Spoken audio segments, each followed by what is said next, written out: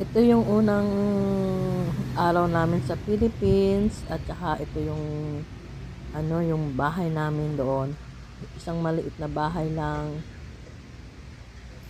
At yung nakita niyo doon ay yung akin hong asawa, si Mario.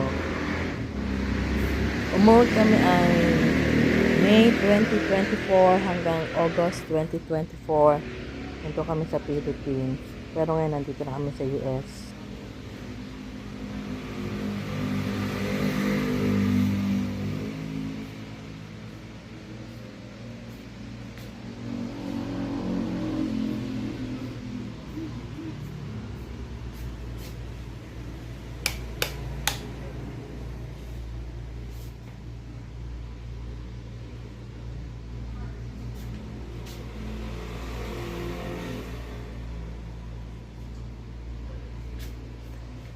Ang ingay na nadidinig niyo ay sa mga sasakyan dahil kami ay katabi ng kalsada, malapit lang kami.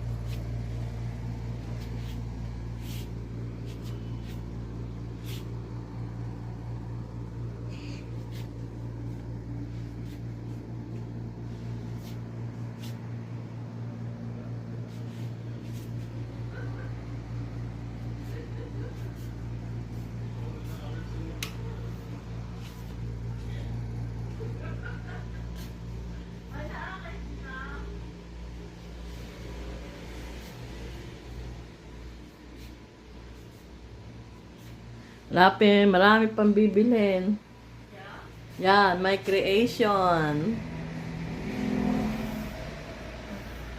Salamat po sa panonood. Please subscribe.